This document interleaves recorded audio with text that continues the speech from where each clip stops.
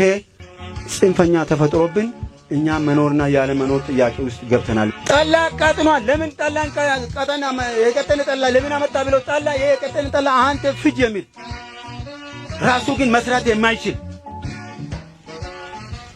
ይሄ ጽንፈኛ ተፈጥሮብን እኛ መኖርና ያለ መኖር ጥያቄ ውስጥ ገብተናል። እንደኛ ቀበሌ በአንድ ቀን 3700 ምናምን የቀንድ ከብቶች ተዘርፈውብናል።